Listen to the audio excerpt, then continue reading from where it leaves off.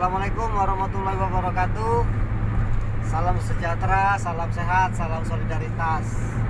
Ketemu lagi dengan gua Gofur. Kali ini gua dalam perjalanan menuju Lumajang untuk ketemu sama saudara-saudara kita korban erupsi Gunung Semeru. Nah, kali ini gua datang ke sana ditemenin sama istri gua. Gua berangkat dari rumah dari jam 7 pagi. Sekarang sudah jam 5.20. Gua udah di tol sekitaran Ngawi. Gua kesana, alhamdulillah bawa banyak beberapa bantuan ya dari teman-teman, dari karyawan Antara, dari anggota Serikat Pekerja Antara, juga dari teman-teman SMA, saudara-saudara bini gua, teman-teman bini gua. Alhamdulillah masih dipercaya kita untuk menyampaikan donasi langsung ke saudara-saudara kita korban erupsi Gunung Semeru di Lumajang. Gue juga mau sampaikan ke teman-teman, gue kesana itu bawa bantuan ya, beberapa rupiah uang, terus ada 5 karungan baju baru lah ya, baju yang bagus, bukan baju second yang layak pakai. Biasanya gue dapat info dari temen yang udah di sana itu baju second layak pakai di sana bertumpuk, yang ujungnya cuma bisa kepakai 10%, 90% baju second layak jadi kain lap, katanya begitu infonya. Gue niru bahasa teman gue aja tuh. Nah, kalau hari ini gue datang, gue bawa baju bagus untuk ukuran anak-anak, terus remaja, putra putri, dewasa, orang tua, gamis buat ibu-ibu, hijab buat ibu-ibu dan anak-anak remaja putri di sana. Mudah-mudahan bermanfaat itu di sana. Terus selain itu gue juga bawa beberapa puluh paket kompor ya, kompor gas plus selang, regulator, juga tabungnya mudah-mudahan. Tapi tabungnya gue belum beli sampai sekarang, gue lihat di sana karena mobil gue udah gak muat kalau beli tabung dari Jakarta.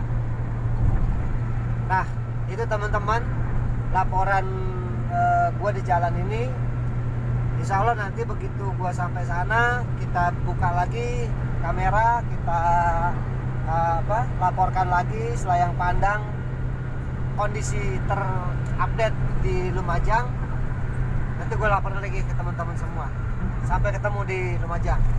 Assalamualaikum warahmatullahi wabarakatuh.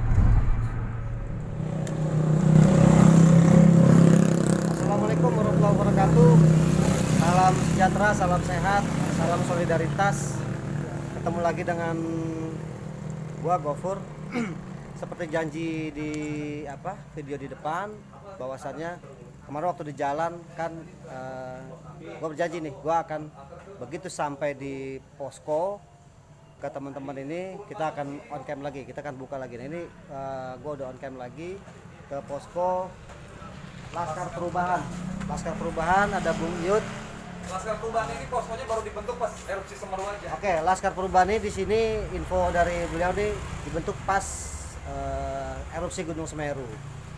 Ini seperti di awal gue sampein, bantuan yang kita bawa nanti kita akan sampaikan ke posko-posko pengungsian, ke para korban dengan bantuan teman-teman relawan Laskar Perubahan di sini. Itu bisa Banyak yang bersinergi lihat, sama kami kan ya. udah Banyak yang bersinergi. banyak yang bersinergi, bantuan dari macam-macam organisasi.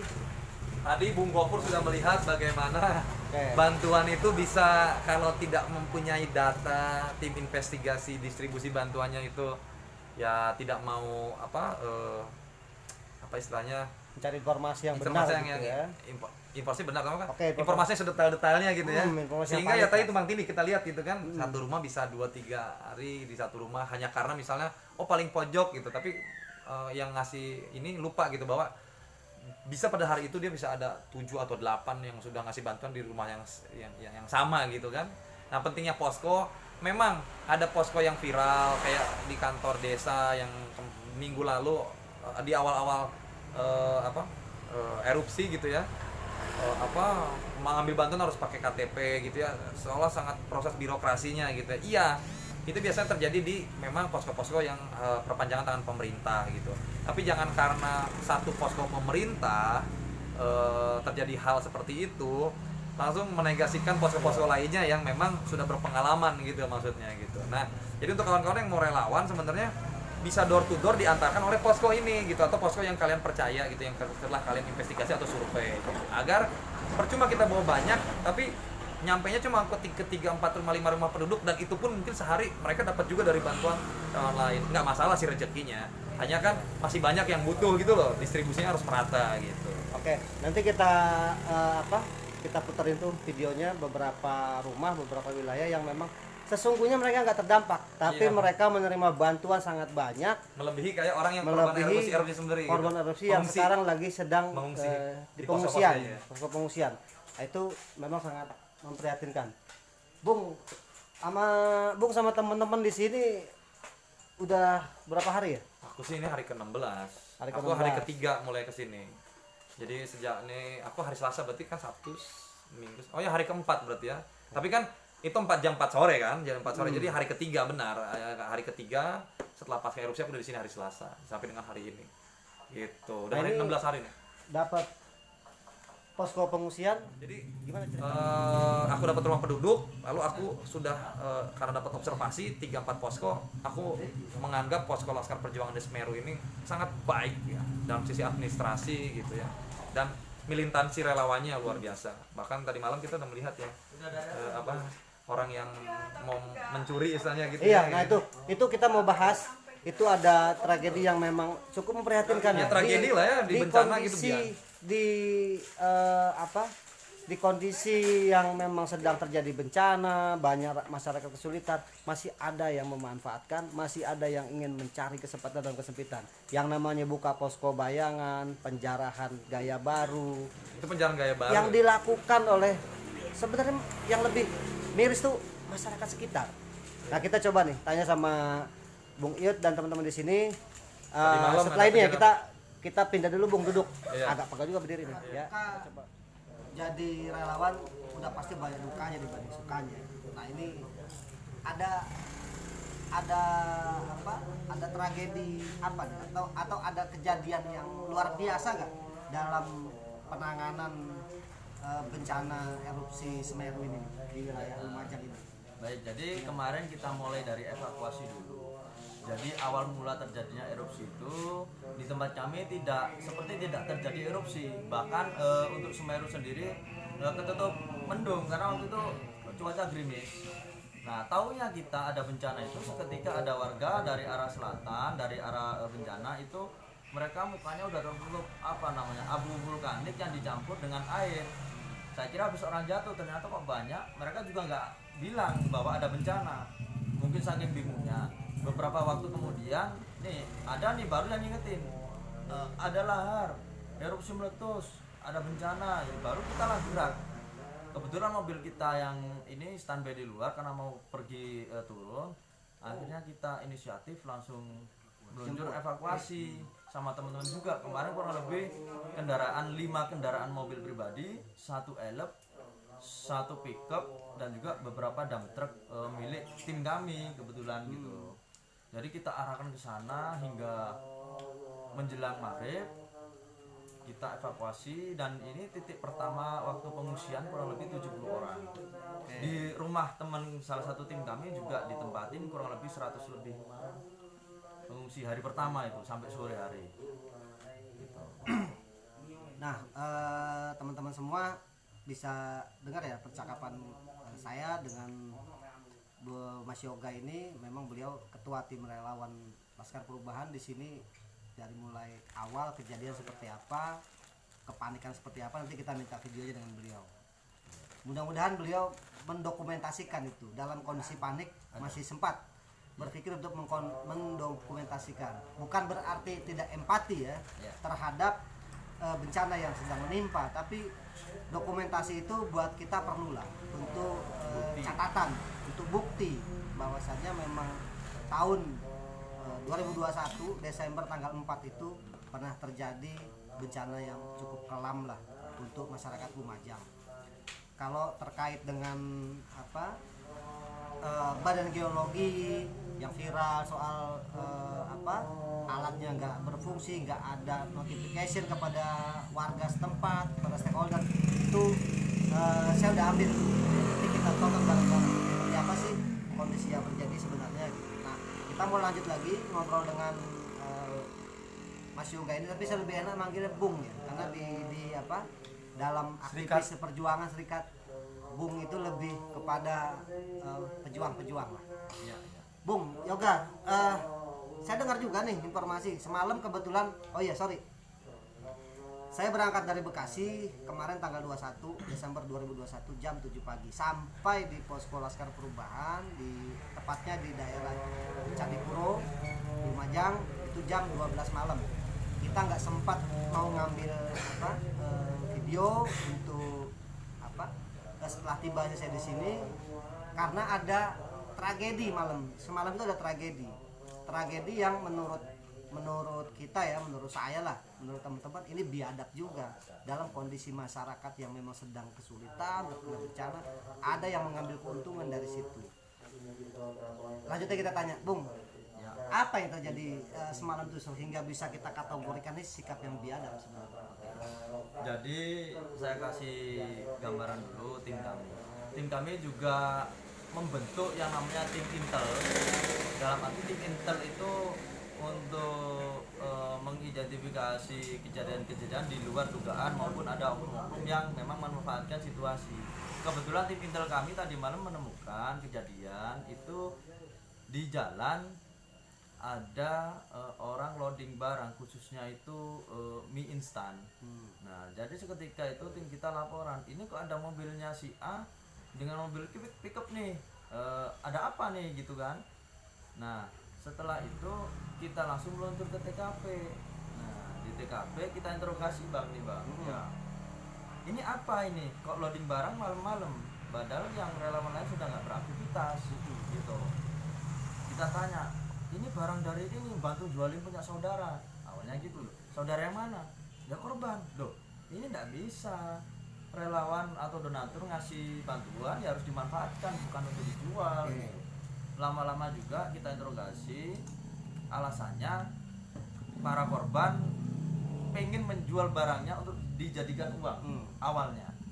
Setelah itu kita gali lagi, terus ini tujuannya kemana? Yang satu bilang ini untuk kita beli, untuk kita donasikan. Apa kata saya toh, mau itu saya juga yang ngasih bantuan. Kalau memang ngasih bantuan, kenapa beli di korban? Harusnya beli di toko kan banyak. Alasannya biar lebih dekat. Nah, akhirnya kita gerbek juga kurang lebih 30 personil dari Laskar Perubahan. Kemudian dimediasi oleh pihak kepolisian, polsek setempat. Akhirnya tadi malam kita mengikuti mobil itu untuk dikembalikan barangnya. Oke. Tadi kan keterangannya nih, saudara saya minta bantuan untuk menjualkan nih. Ternyata waktu kita crossing di lapangan, itu keterangannya nggak sama dengan fakta di lapangan. Beda ya. Berbeda. Di lapangan ternyata mereka itu memang ada oknum tertentu keliling menawarkan, ayo mana barangmu aku beli, mana barangmu aku beli. Sebenarnya bukan inisiatif daripada korban. Cuma ada oknum yang memang sengaja untuk mencari barang-barang seperti itu dengan harga miring bang. Nah, usut juga ternyata mobil yang satu dipakai, yang mobil pribadi tadi malam dipakai untuk ngambilin barang-barang yang ada di korban gitu. Jadi ada bagian tugas masing-masing. Ada yang bagian mencari titik-titik pengungsi yang pertama. Yang kedua bagian angkut barang yang dari pengungsi nih ke salah satu titik untuk loading barang. Yang ketiga ada yang menunggu di titik loading itu, artinya penada lah rasanya. Ada juga pihak penada yang akan membeli yang dioper lagi gitu loh bang. Jadi barang dioper lagi gitu dengan harga miring gitu. Sehingga ya masyarakat ya mana diiming-imingi juga mereka butuh uang. Padahal itu bukan inisiatif daripada korban itu sendiri gitu loh. Artinya perilaku mereka bukan orang per orang, tapi ini udah terstruktur. Ya. Memang kita bisa kategorikan di sindikat juga nih. Sindikat orang-orang yang mencari keuntungan di tengah kesusahan, kesengsaraan masyarakat kita sendiri. Sebenarnya kabar itu sudah lama kita dengar Bang, Siap. tapi kita masih belum menemukan barang bukti. Kebetulan tadi malam aja kita yang Kita berhasil Oh, itu mengungkap. Jadi kemungkinan memang itu bukan semalam aja kejadian itu ya. Sudah berjalan selama ini. kalau menurut kabar kayak gitu sih. Ada aja teman-teman kita nih Mas, tapi masih dapat bocoran kan ya. Nah, tapi masih belum dapat bukti. Kita masih Kebetulan sekali ya, tadi malam itu aja kita bisa membuktikan dari beberapa laporan lah. Baik. Oke, teman-teman semua, kedatangan saya kemari, alhamdulillah nih, bahwasannya bukan cuma kita bisa ngasih sedikit donasi dari teman-teman karyawan Antara, terus anggota-anggota serikat pekerja Antara dan teman-teman lain ya, keluarga, saudara, teman SMA. Tapi kita juga mendapat pengalaman baru, cerita baru, kejadian yang memang nggak pernah saya dapatkan selama ini, karena kita memang nggak pernah bersentuhan langsung dengan relawan gitu. Ini memang relawan ini sangat keren. Kita himbau nih Bapak Ibu semua yang masih punya empati, punya sebagai rezeki, ingin memberikan bantuan ke saudara-saudara kita, Laskar Perubahan adalah posko yang paling tepat untuk kita menyampaikan donasi kita kepada saudara-saudara kita yang menjadi atau saudara-saudara kita korban erupsi Gunung Semeru. Ya, kita bersyukur dapat ketemu langsung dengan para relawan yang memang luar biasa kerjanya. Ini kenapa teman-teman ada di sini bersama saya duduk-duduk manis, karena memang pesan khusus dari saya minta untuk kita ngobrol dulu sedikit. Sebenarnya hari-hari mulai jam 6 pagi kegiatan atau aktivitas teman-teman relawan ini udah sangat full. Beliau ke pengungsian, beliau mendistribusikan barang. Nah, hari ini khusus nih ngobrol-ngobrol untuk menyampaikan informasi yang valid, yang A1 kepada Bapak Ibu semua dan teman-teman GoFood Channel nih. Ya, kita setelah ini kita juga mau lihat ke lokasi yang memang menjadi titik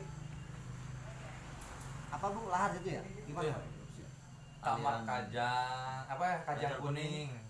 Curah Koboan. Curah Koboan, kita mau ke situ karena memang disitulah titik satunya ya terjadinya korban erupsi Gunung Semeru. Nah, ini kita melihat ke sana, Bung Yoga, Mas Wigit, Mas Sartono, Bung Iut dan teman-teman lainnya nih yang kita nggak sebut satu persatu, tapi banyak banget para relawan di sini yang keren. Saya ucapkan terima kasih bisa menerima saya dengan baik, memberikan tempat istirahat saya dengan baik dari Bekasi ke sini. Cukup lagi, the best lah. Kita bisa istirahat gitu. Nah, kita sekarang mau lihat ya ke Curah Koboan, terus langsung kita juga mau nurunin bantuan yang kita bawa kemarin. Ada 5 karung baju, beberapa ukuran dari mulai anak sampai ke orang tua, terus ada paket kompor. Sudah Set sudah kita kemas dengan baik. Oke, terima kasih, sampai ketemu di video selanjutnya. Assalamualaikum. Assalamualaikum warahmatullahi wabarakatuh. Kawan-kawan semua, kita lagi gua mau ajak teman-teman semua kita ke mana Bung Yud? Desa Kajang Kuning. Desa Kajang Kuning, salah satu desa yang memang terkena imbas erupsi Semeru yang cukup dahsyat ya. Sudah tidak ada warga. Sudah nggak ada warganya, udah kosong lah. Nah, ini kita mau ke sana lihat. Nah, belum tahu boleh atau enggak sama aparat TNI maupun polisi yang jaga di sana. Tapi kali ini perjalanan gua ke sana ditemani oleh Bung Yud nih dari Laskar Perubahan ya, Bu? Iya, Laskar Perubahan. Laskar Perubahan. Lumajang.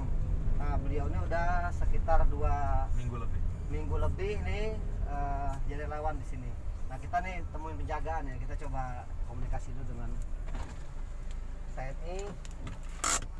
Kita bawa ini Serikat Pekerja Antara Kantor Berita Negara. Kita mau coba kasih bantuan ke dalam terus sambil dokumentasi, tapi tidak ngambil dokumentasi yang sifatnya ini Ketua Serikat Iya. Pekerja Antara. Kita Bung dari Gofur. Antara, Pak. Kami boleh dokumentasi sebentar aja. Kan saya sudah 2 minggu lebih di sini soalnya. Yang kemarin tidak bisa lewat. Ini kantor Serikat Pekerja Antara nih maksudnya Bang Gofur. Kami mau lihat langsung deh maksudnya. Ya. Betul. Boleh minta kebijakannya lah Serikat Pekerja Antara. Aku mengawal ini maksudnya. Aku dari Laskar Perubahan, Posko itu. Kita kerjasamanya lama. Iya. Tapi kan nanti kalau punya mobil, takutnya keluar masuk kan bisa.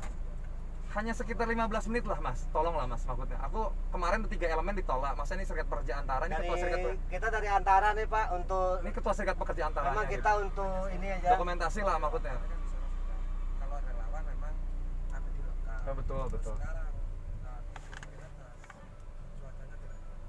Iya. Artinya kalau di luar kita yang disalahkan yang di lokal. Iya, apa-apa lah. Rumah atau apa untuk jadi kayak donasi lah gitu. Penting. Iya, betul itu Rasa Perubahan. Rasa. Iya, satu aja Pak. Jadi biar Kalau sampean mau minta dokumentasi pakai motor aja enggak Iya, apa-apa. iya, Pak. Mobil ditinggal. Mobil Soalnya tinggal Pak. banyak kendaraan besar. Oke, kami tahu juga. Itu aja kan? Oke, Iya. boleh. Boleh masuk Pak. Boleh, Yang oke. penting pakai motor itu aja. Oke, Iya. oke. Tapi itu Oke. Udah lah, Bu, nggak usah dipaksain. Iya memang kan gue bilang kan memang nggak bisa kan. Kotaknya mereka. Nah, ini barang mereka pribadi ya. Iya, barang mereka. Bu, sih, Bu.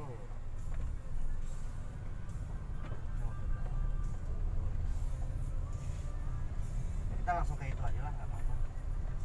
Kalau dokumentasi kan DNT ada kan? Iya, ada semua orang tahu. Ambil dari situ aja, sama aja. Tapi ini mereka ngapain ini? Oh iya, ngambil ini ya apa? Evakuasi ya. Oh iya. Pak, kita pakai motor aja berarti ya. Oke, makasih banyak Pak ya.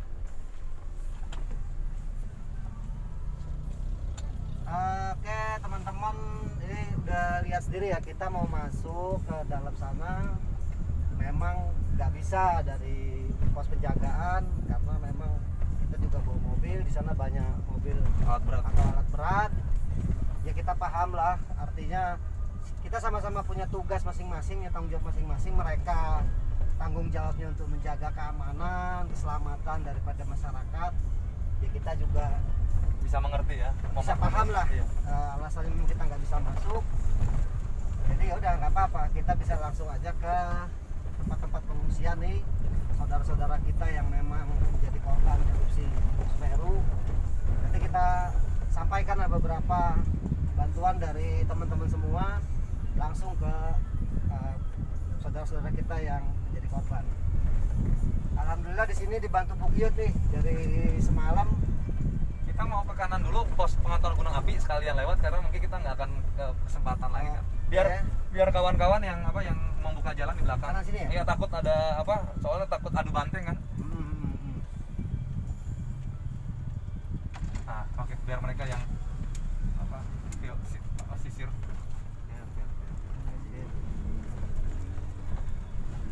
Ini pos pantau ya? Pos pantau gunung api. Jadi cuma ada di Candipuro. Di Pronojiwo tidak ada untuk lumayan. Iya, tidak ada. Atau di titik-titik. Tidak ada Pronojiwo, hanya di Candipuro di sini ya. Jadi alhamdulillah kita bisa sampai ke Candipuro. Memang banyak tempat yang bisa kita kunjungi ya, dari kejadian-kejadian yang erupsi Gunung Semeru ini nih. Kalau di sini buka masker juga nggak apa-apa lah. Oh, gitu ya. Di sini lah. Mohon izin nih teman-teman ya, kita nggak pakai masker karena pengap juga.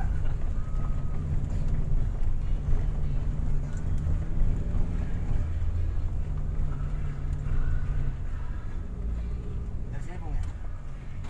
Siap. Iya, pos pantau ya. Tolong disisir, takutnya ada mobil bawah kan. Takut adu banteng aja kayak waktu itu aku adu banteng soalnya.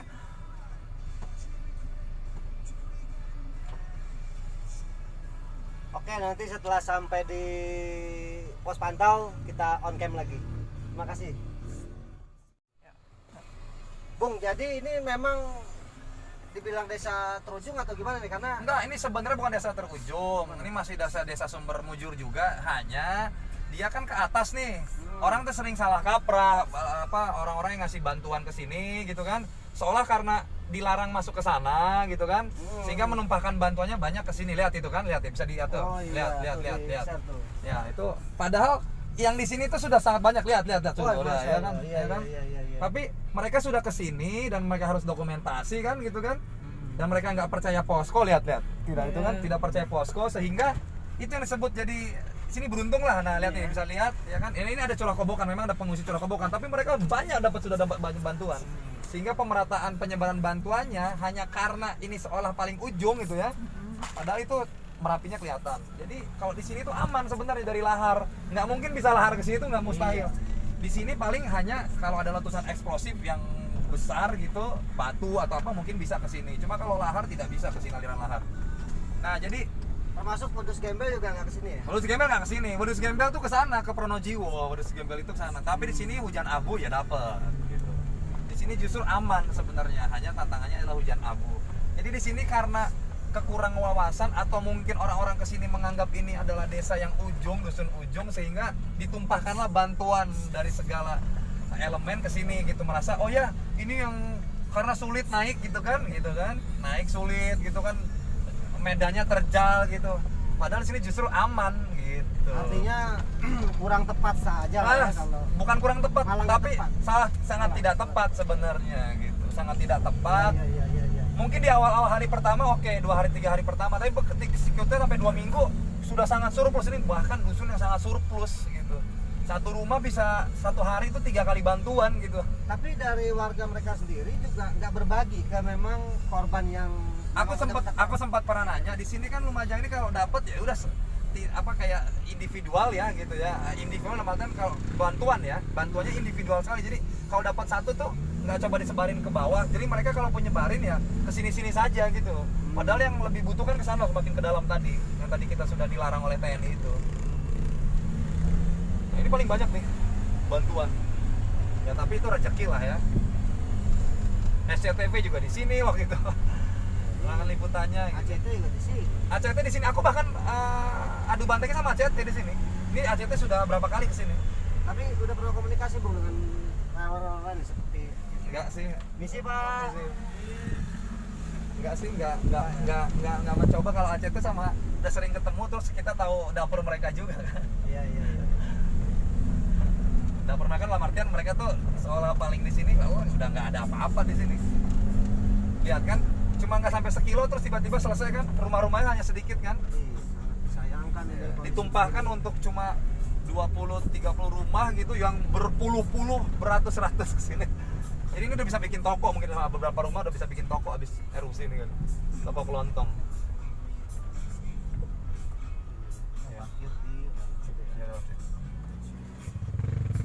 Jadi teman-teman semua bisa lihat sendiri, bisa dengar sendiri pantauan dari Bung Yuti. Ya, dari jadi kalau mau ngasih posko, mungkin kalian ragu untuk ngasih posko yang tepat sasaran, makanya memang harus punya apa istilahnya, observasi yang bagus kan, survei yang bagus. Mana sih depan.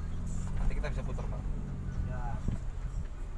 Nah, kita saat ini sudah sampai di Pos Pantau Gunung Pos Api Semeru. Pantau Gunung Api Semeru. Kita PFMB. sampai di Badan Geologinya nih, Pusat Vulkanologi dan Mitigasi Bencana Geologi.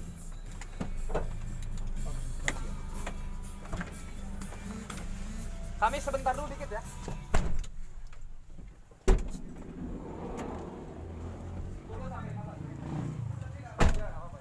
Makanya dia mau ketemu kan aku, kakangnya itu.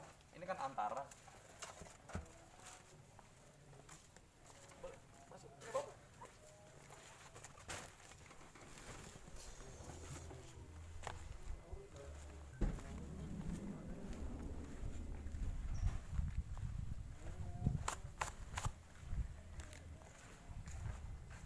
Bapak Ibu, bisa teman-teman semua, saya udah sampai di Balai Geologi nih, Pusat Vulkanologi dan Mitigasi Bencana Geologi.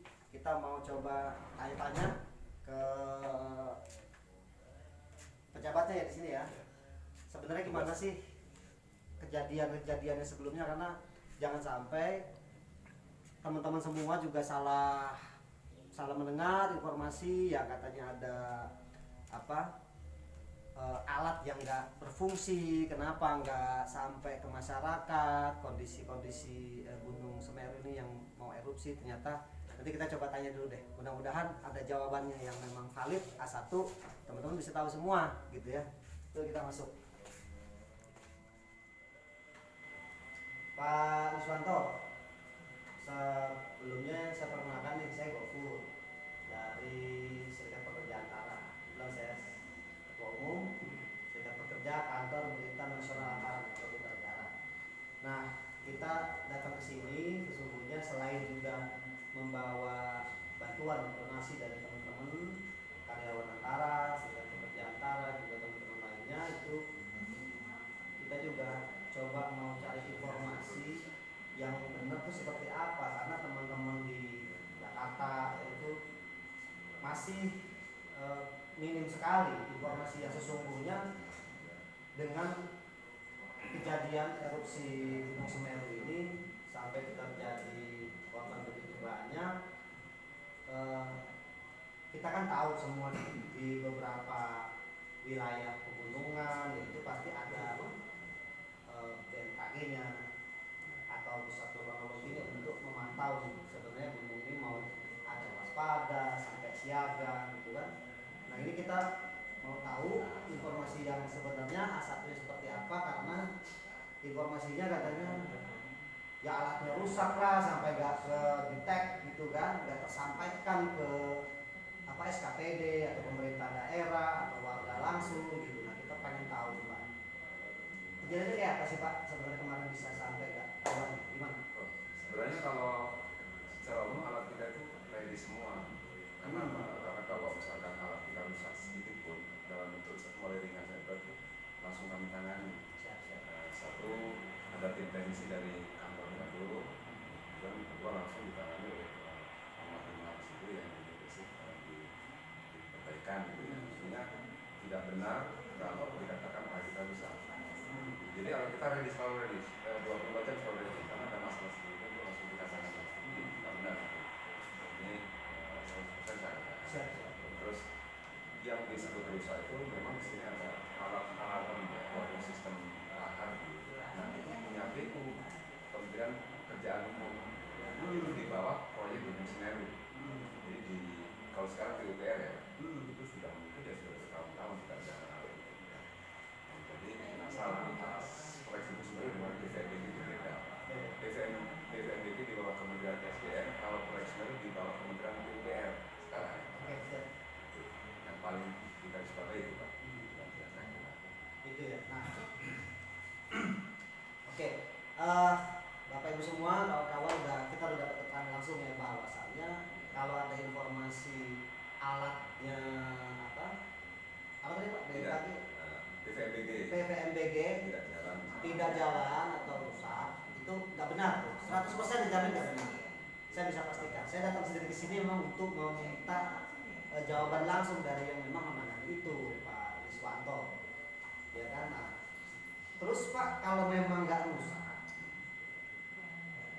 berarti kan harusnya ada nih Pak warning sistem atau informasi kepada stakeholder di Lumajang ini atau di seputar Semeru ya, bahwasanya ini gunung sedang siaga, sedang waspada, itu gimana Pak?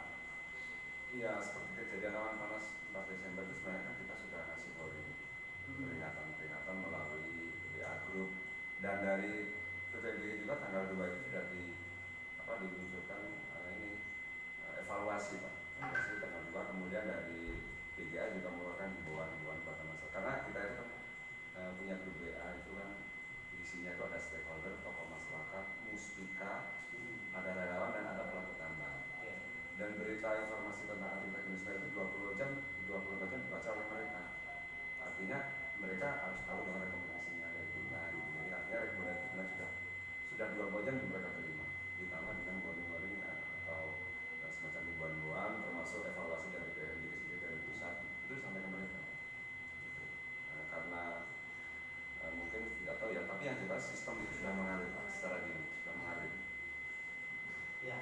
artinya mereka sudah tersampaikan ya, nggak tepat juga kalau saya tanya ke Pak Riswanto, kenapa sih mereka nggak menginformasikan? Harusnya kan saya nggak nanya ke Pak Riswanto, nanya ke mereka tuh para stakeholder yang memiliki tanggung jawab nih di daerah Lumajang ya dan sekitarnya, kenapa bisa nggak tersampaikan info ini sampai terjadi banyak korban seperti ini?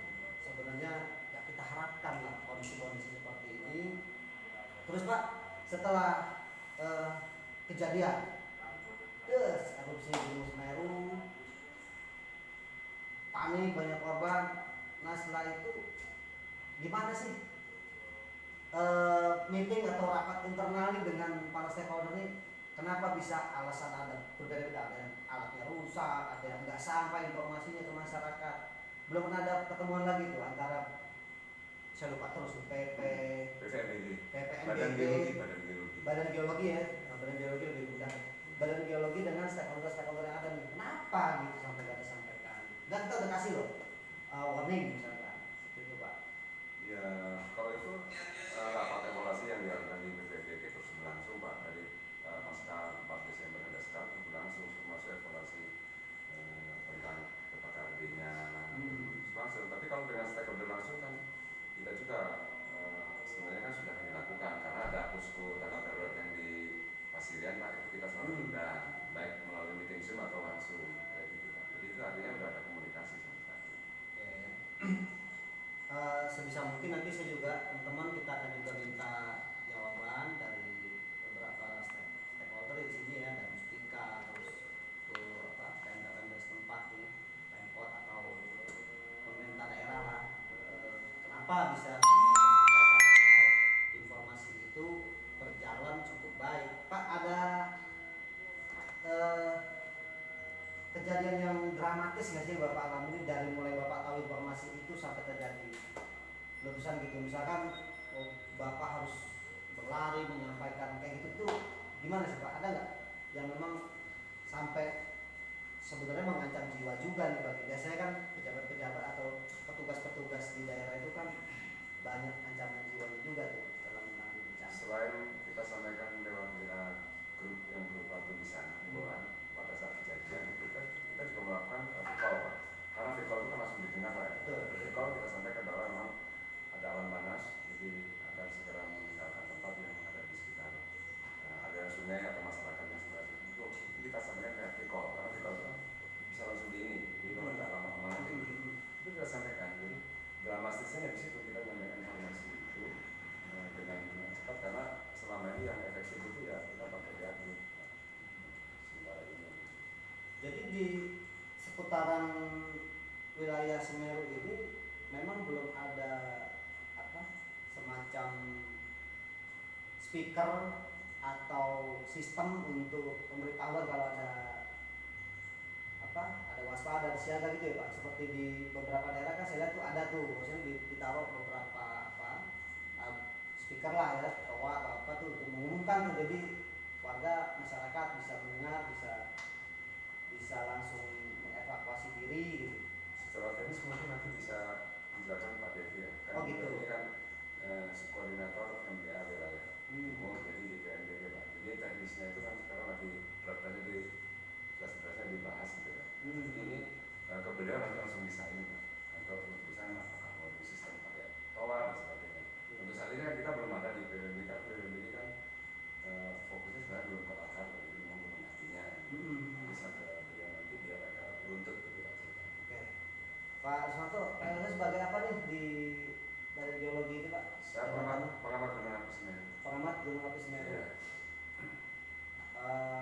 Baik Pak Riswanto, saya pikir informasi yang sesungguhnya yang A1 sudah saya dapat nih, sudah saya terima. Kita akan sampaikan juga ke semua masyarakat Indonesia biar tahu, biar paham bahwasannya kejadiannya nggak seperti yang viral-viral sebelumnya. Gitu kan. Nah, kita juga mau tanya nih, mau cerita nggak Pak soal Mensos nih yang marah-marah gitu, gimana Pak? Sebenarnya gimana sih kejadian benarnya tuh? Saya pengen tahu juga tuh, biar masyarakat juga tahu tuh. Ya, kami sebagai pekan gunung api di sini kan standby Pak. dari mulai sebelum atau sampai pasca sampai sekarang kita standby. Tahu ada kunjungan Bu Risma ke posko, tidak tahu kalau kami itu sebenarnya kami kan ditelepon aja awalnya, ditelepon untuk supaya ikut hadir di kunjungan beliau. Tetapi karena jumlah pengamat kami terbatas dan situasi pada saat itu kan hujan, kami tidak mungkin untuk hadir. Apalagi kita ini sedang mantau 4 orang. Dari situ mungkin ya ada semacam keselnya gitu, kenapa ini kok nggak hadir. Nah dari situ asistennya mungkin telepon terus ke saya terus telepon. Ya saya angkat biasa alasan itu tidak bisa hadir dan dengan pengamat yang terbatas. Jadi kita tidak bisa mungkin meninggalkan. Dari situ beliau ya langsung mencecar pertanyaan, artinya memunculkan kami sebagai pengamat. Kenapa kok sampai terjadi korban? Kami berbicaranya bukan bicara apa, bicara data Pak. Yang kami sampaikan data. Kemudian juga ada peta KRB, ya kami berbicara peta KRB. Beliau menanyakan darah itu kan darah bahaya, kenapa kok ada korban? Kok nggak diungsikan? Pengungsian bukan ranah kami. Pengungsian bukan ranah BMG. Kalau yang mengungsikan kan Pemda. Jadi ya kami berpatokan pada data dan peta KRB. Dan beliau minta dibacakan KRB-nya. Darah itu memang darah bahaya, antara darah kuning sama merah. Artinya ada potensi lahar kemalangan. Itu datanya Pak. Itu makanya. Oke. Nah teman-teman tuh, kita udah dengar ceritanya tuh. Sebenarnya kejadian yang sesungguhnya bukannya teman-teman pemantau Gunung Semeru ini, Gunung Api ini nggak mau hadir di kunjungannya Bu Risma, Menteri Sosial, tapi memang bapak-bapak di sini lebih mengutamakan pekerjaannya, tanggung jawabnya, tugasnya. Memang kalau kita kita lihat di beberapa dari geologi di beberapa daerah juga sangat terbatas petugas seperti itu. Jadi ya memang dalam kondisi seperti ini panggilan menteri bukan tidak penting, tapi lebih penting lagi bagaimana caranya untuk menyelamatkan warga-warga sekitar dengan memantau perkembangan gunung api seperti apa. Bahaya kalau itu ditinggal, tidak ada pantauan, ada masalah lagi, mereka lagi, bapak-bapak ini lagi yang terkena. Jadi mereka maju kena, mundur kena nih, disalahin terus gitu. Padahal mereka bekerja udah meninggalkan anak istrinya, keluarganya, udah hujan-hujanan, badai segala macam, bahkan resikonya nyawa. Tapi memang tetap disalahkan juga, yaitu resiko daripada pekerjaan, tanggung jawab. Mudah-mudahan ke depan nih negara kita bisa oke, siap. Alis, terima kasih ya.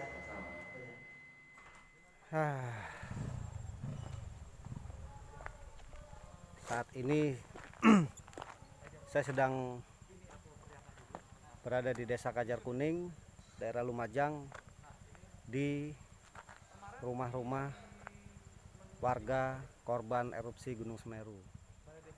Gunung Semeru sendiri ada yang mengeluarkan abu vulkanik, debu vulkanik ada di belakang rumah ini, di belakang saya.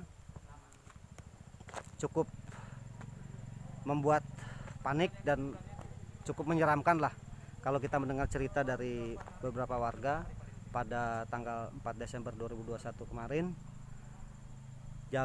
sekitar jam 4 lah, habis asar itu terjadi semburan awan panas dan juga abu vulkanik dari Gunung Semeru.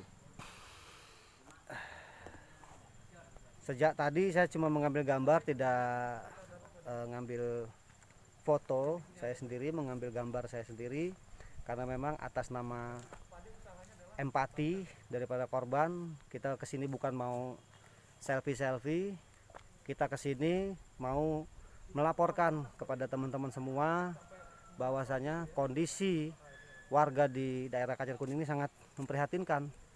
Bahkan mereka ada yang nekat kembali ke rumahnya, padahal sudah jelas rumahnya belum layak ditempati dan memang masih siaga 1, nggak boleh ditempati.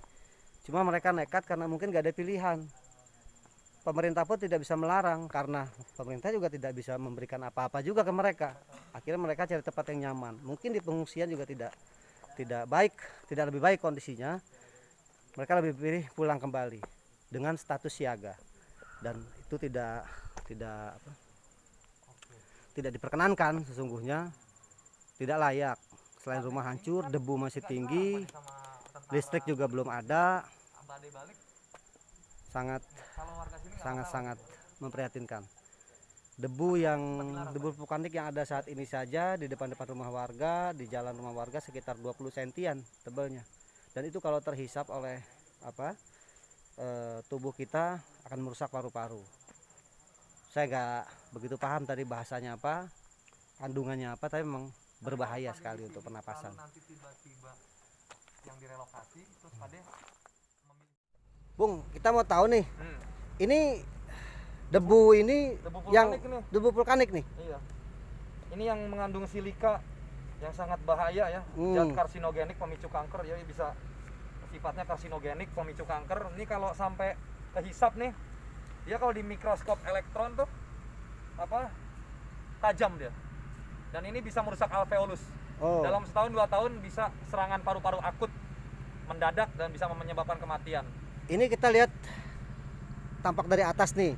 Nah, ini debu ini berapa tinggi nih? Nah, ini ada dalam nih, cocok nih.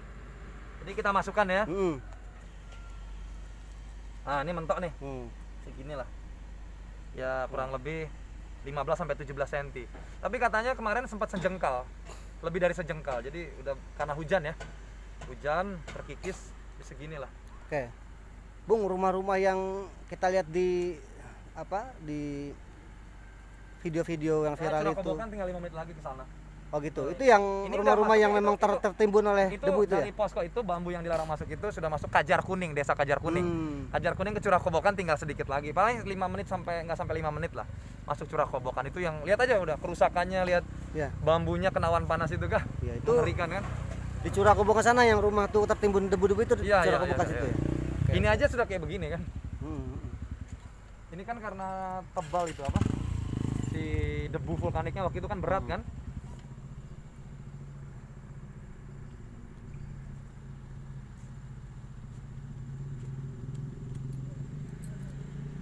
Kita tungguin aja dulu nih. Tunggu mereka lewat.